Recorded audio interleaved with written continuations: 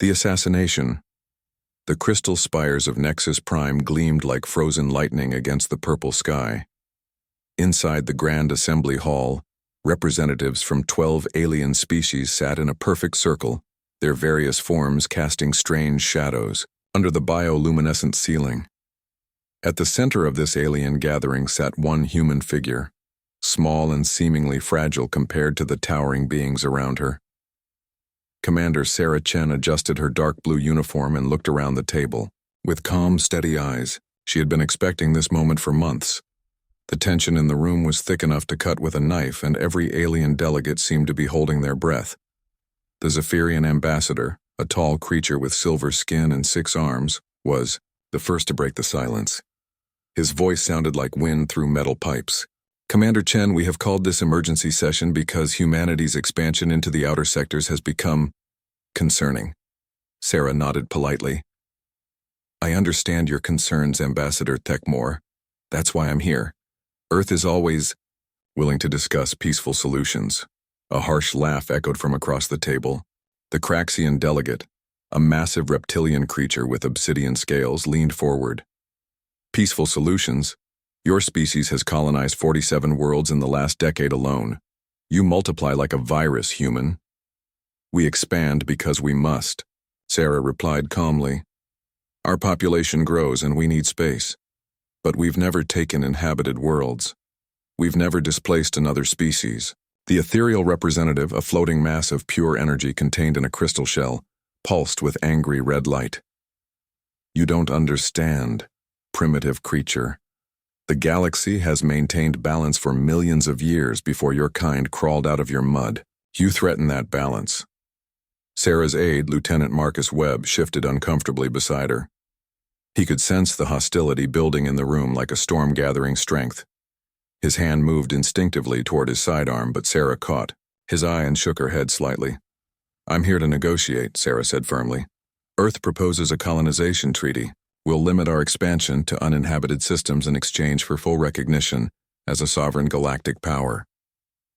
The Vorthak ambassador, a creature that looked like a cross between a spider and a jellyfish, made a clicking sound that served as their species' laughter. Recognition? You think you deserve recognition?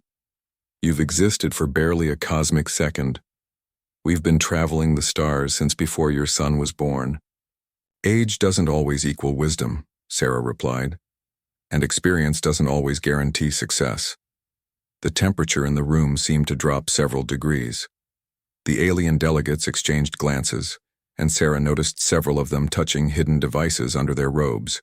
She had been expecting this moment, but it still sent a chill down her spine. High Counselor Zarthol of the Hegemony, the most powerful alien empire in the galaxy, stood up slowly. He was a magnificent creature, nearly 10 feet tall, with golden scales and eyes like burning suns. When he spoke, his voice carried the weight of absolute authority. Commander Chen, your species has been evaluated. We've studied your history, your wars, your violence. You are a dangerous species, and dangerous species cannot be allowed to spread unchecked through the galaxy. Sarah stood as well, meeting his gaze without flinching. Are you threatening Earth? I'm stating a fact, Zarthol replied. The Galactic Council has voted. Humanity's expansion ends here. Your colonies will be relocated. Your species will be confined to your original solar system. And if we refuse? Zarthol's expression was almost pitying. Then you will be reminded of your place in the universe. The room erupted in chaos as every alien delegate began speaking at once. Voices rose in multiple languages, creating a cacophony of sound that made Sarah's ears ring. She noticed that several of the delegates were now openly holding weapons, their previous pretense of diplomacy completely abandoned. Lieutenant Webb stood and reached for his communicator. Commander, we need to get out of here. This is a trap. Before Sarah could respond, a brilliant blue flash filled the room. The shot came from Zarthol's personal weapon, a device that looked like a crystalline flower but fired concentrated plasma. The beam hit Sarah directly in the chest and she collapsed to the floor without a sound. The room fell silent except for the sound of Webb's horrified scream. Sarah! No! Zarthul looked down at Sarah's motionless form with satisfaction. The human threat has been neutralized. Signal the fleet. Begin the cleansing of their colonies. But as the alien delegates began to celebrate, something impossible happened. Sarah's eyes opened. She sat up slowly, looking down at the smoking hole. In her uniform where the plasma beam had struck, the aliens around the table froze in shock as she brushed dust from her sleeve and stood up as if nothing had happened. "That was extremely rude," she said calmly. "I was hoping we could resolve this peacefully." Zarthul stepped back, his golden scales now pale with fear. Impossible. The neural disruptor was set to maximum. No organic being can survive that. Sarah smiled, but it wasn't a pleasant expression. "You're right. No organic being can. But who said I was entirely organic?" She tapped a small device on her collar, and suddenly her appearance shifted slightly. Her skin took on a subtle metallic sheen, and her eyes began to glow with a soft blue light. Neural backup with synthetic body integration. We've been working on the technology for decades. I'm the first successful test subject. The ethereal representative's crystal shell began to crack with stress. "This is impossible. We've monitored your species. You don't have this technology." "You monitored what we wanted you to monitor," Sarah replied. "Did you really think we'd show you our best cards during a poker game?" Lieutenant Webb was staring at her in amazement. "Commander, are you still you?" Sarah turned to him with a gentle expression. "I'm still me, Marcus. Just upgraded. The real Sarah Chen died 27 seconds ago. But I have all her memories, all her experiences, all her determination. And right now I'm very, very angry." Zarthul raised his weapon again, but Sarah moved faster than any human should be able to move. She crossed the room in a blur and grabbed his wrist, crushing the bones with a sound like breaking glass. The weapon clattered to the floor. "Here's what's going to happen," she said, her voice now carrying an electronic undertone that made it sound like she was speaking from the bottom of a well. "You're going to send a message to your fleets. You're going to tell them to stand down. And then we're going to have a very different kind of negotiation." The Craxian delegate hissed and lunged at her with claws extended. Sarah caught him by the throat and lifted him off the ground with one hand. "I wouldn't recommend that." "You're outnumbered, synthetic," the Vorthak ambassador clicked. 12-2. "Even with your enhancements, you cannot defeat us all." Sarah's smile widened. 12-2? I think you miscounted." The lights in the room suddenly went out, plunging them into darkness. When the emergency lighting kicked in a moment later, the room was filled with figures in black armor. Human, Special Forces soldiers had somehow appeared from nowhere, surrounding the alien delegates with weapons drawn. "How?" Zarthul gasped. "Stealth technology," Sarah explained. "Another little surprise we've been working on. My team has been in position for the last hour, waiting for you to make your move." She walked over to the main communication console and began typing rapidly. "You see, we knew this was a trap. We knew you planned to eliminate the human delegation and then move against our colonies. What you didn't know is that we've been preparing for this possibility since the day we first left Earth." The alien delegates watched in growing horror as Sarah accessed their own communication systems. On the large screen at the front of the room, images began to appear. Human ships, hundreds of them, surrounding alien worlds throughout the galaxy. "For every colony you threaten to destroy, we've positioned a fleet near one of your worlds," Sarah announced. "Your military bases, your industrial centers, your population centers. All of them are currently in the crosshairs of human weapons." The ethereal representative pulsed with panic. "You're bluffing. Humans don't have that kind of fleet." "Don't we?" Sarah touched another control, and the images shifted to show the interiors of the human ships. They were filled with soldiers, all wearing the same black armor as the troops now surrounding the alien delegates. "We've been building in secret for years. Hidden shipyards, concealed training facilities, classified research projects. While you were busy underestimating us, we were preparing for war." Zarthul's voice was barely a whisper. "What do you want?" Sarah turned to face him, her glowing eyes now burning with determination.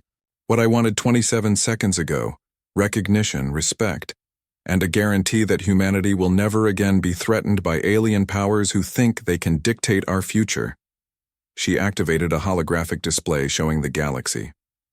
Here are the new terms. Humanity will continue its expansion, but will respect existing territorial boundaries, will establish trade agreements and cultural exchanges, and most importantly, will create a new galactic council where all species have equal representation.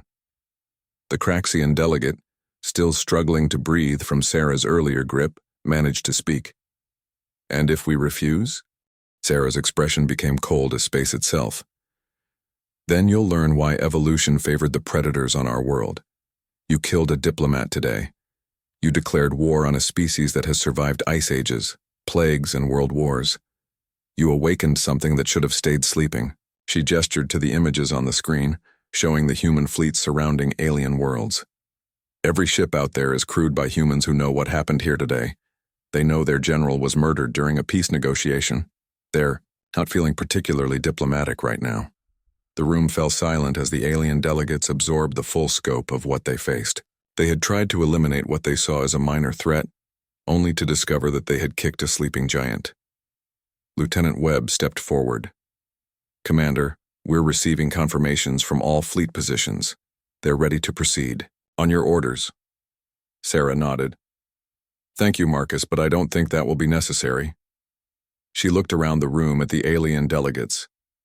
"Will it, gentlemen?" One by one, the aliens began to nod in agreement. Zarthul was the last to speak, his voice heavy with defeat.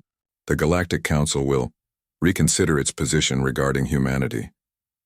"Excellent," Sarah replied. "Then let's begin the real negotiations. But first, I think we need to establish some ground rules about assassination attempts during diplomatic meetings." As the alien delegates slowly returned to their seats, Sarah couldn't help but reflect on the irony of the situation. They had tried to kill her to prevent a war, but in doing so, they had revealed the true strength of humanity. Sometimes, she thought, the best way to show someone your power is to let them think they've won. The galaxy would never be the same. The Reckoning. The holographic map of the galaxy rotated slowly in the center of the rebuilt negotiation chamber. 3 days had passed since Sarah's resurrection, and the mood in the room had shifted dramatically. The alien delegates who had once looked at her with contempt now watched her every move with barely concealed fear. Sarah stood at the head of the table, her synthetic form casting an ethereal glow in the dim lighting. She had chosen to maintain her enhanced appearance rather than disguise herself again. There was no point in hiding what she was now. The galaxy needed to see exactly what humanity could become when pushed to its limits. "The new territorial agreements are quite reasonable," she said, highlighting various sectors on the map. "Humanity maintains its current colonies and gains access to the Outer Rim territories. In exchange, we provide advanced defensive technology to all Council species."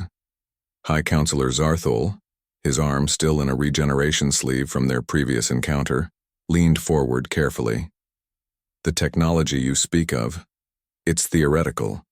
No species has successfully created portable shields, or faster-than-light communication." Sarah's smile was enigmatic.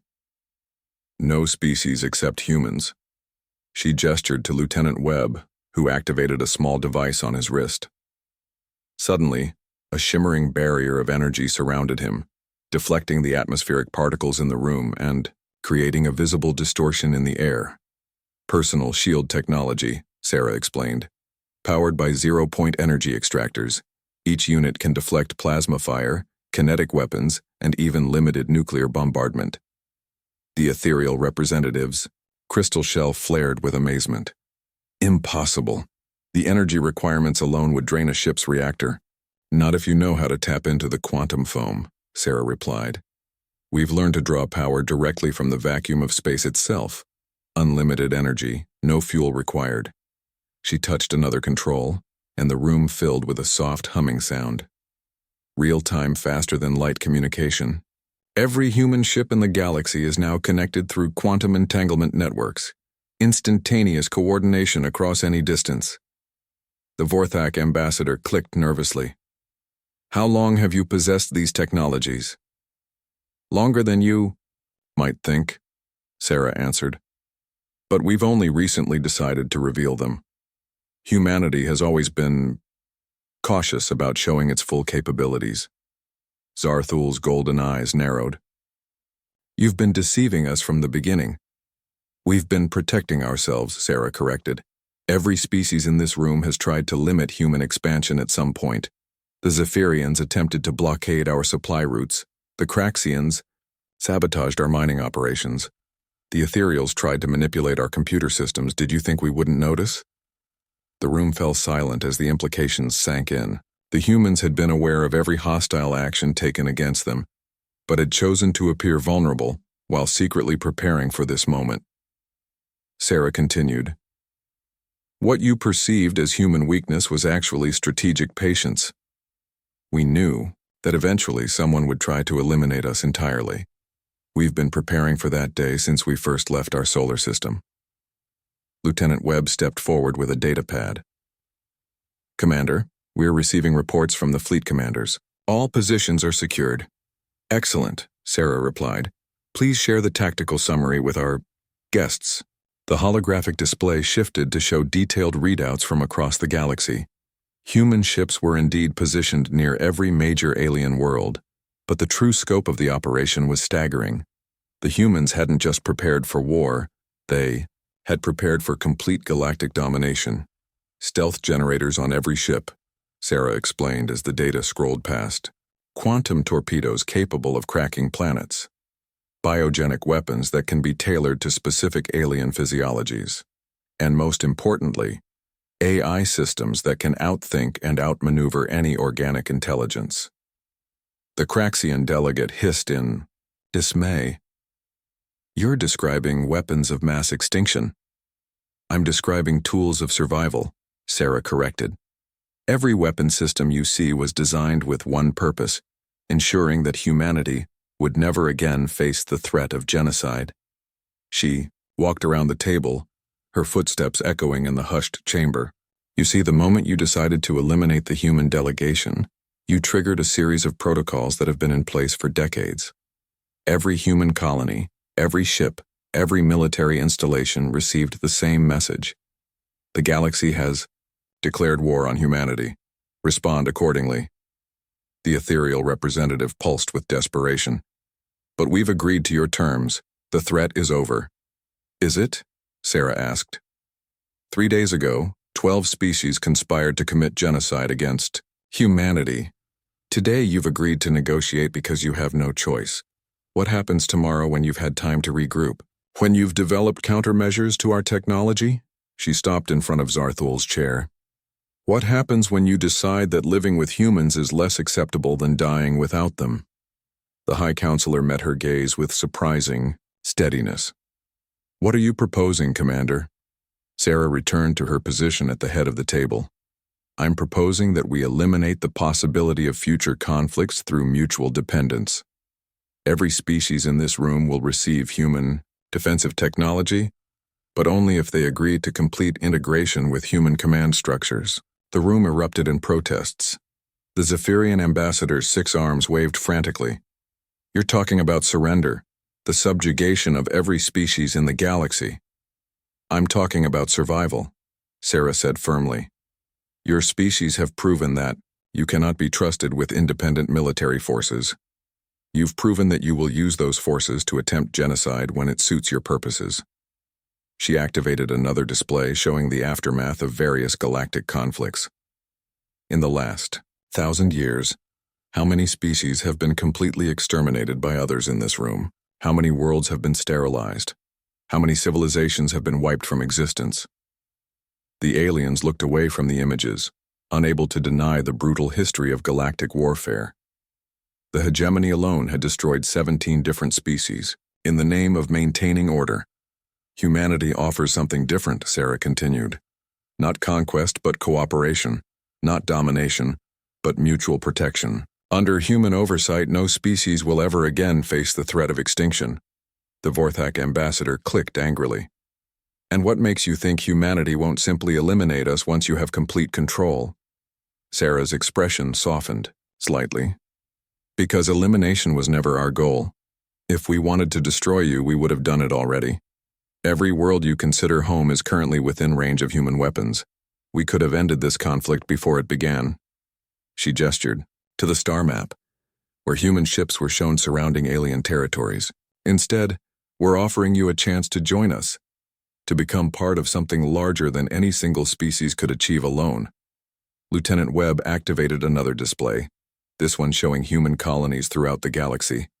Unlike the sterile, military installations the aliens had expected, these were thriving communities with parks, schools, and cultural centers. This is what humanity builds, Sarah said. Not just military bases, but homes. Not just weapons, but gardens. We don't conquer worlds. We cultivate them. The ethereal representative's crystal shell began to glow with curiosity. The integration you speak of, what would it entail? Shared technology, shared knowledge, shared defense, Sarah explained. Human military commanders would oversee all strategic operations, but local governance would remain in the hands of each species. Cultural independence would be preserved and protected. She paused, letting the implications sink in. Think of it as a family rather than an empire. Each species contributes its unique strengths while working toward common goals. Zarthul was quiet for a long moment before speaking. And if we refuse? Sarah's expression became cold again. Then you prove that you cannot be trusted with the power to threaten other species. The human fleets will proceed with their original orders, which are the complete disarmament of all non-human military forces, occupation of all strategic positions, establishment of human oversight on all alien worlds. Sarah's voice carried no emotion, making it even more chilling. It's the same result, but without the benefits of willing cooperation.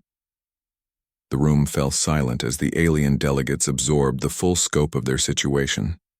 They had expected to eliminate a minor threat and instead had awakened a sleeping giant that now held their entire civilization at its mercy. The Craxian delegate was the first to speak.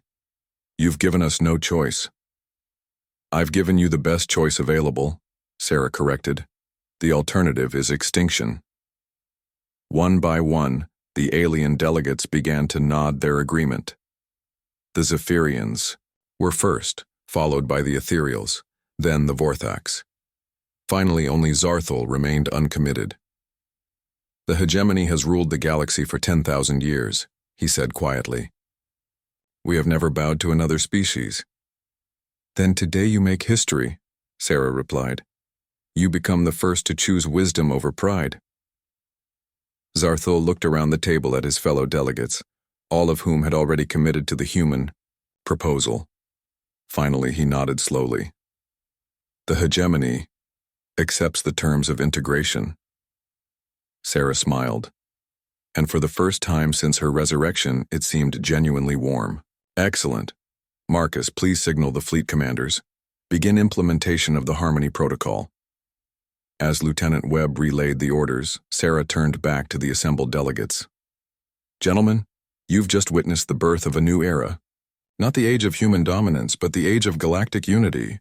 She gestured to the star map, where the positions of human ships were already shifting from threatening postures to defensive formations. Your worlds are no longer targets, they're protected territories.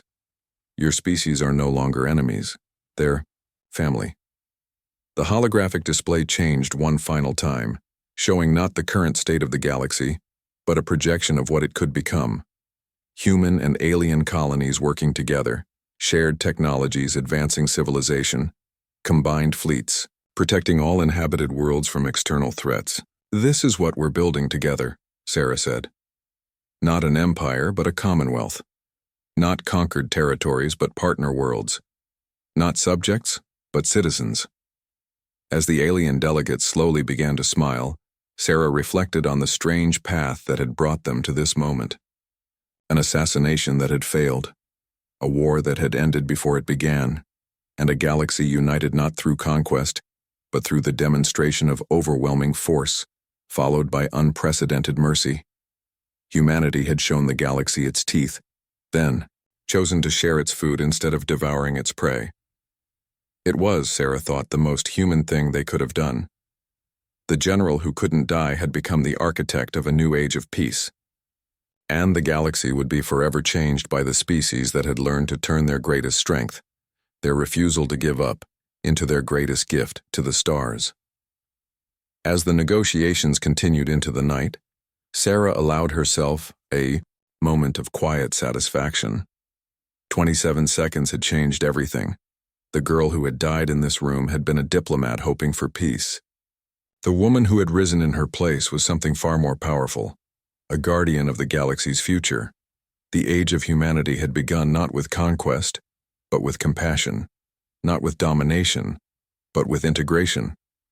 The galaxy had tried to kill the human spirit and had instead given birth to something magnificent, a universe where no species would ever again face extinction alone. The stars themselves seemed to shine a little brighter as the new galactic family took its first steps, together into an uncertain but hopeful future.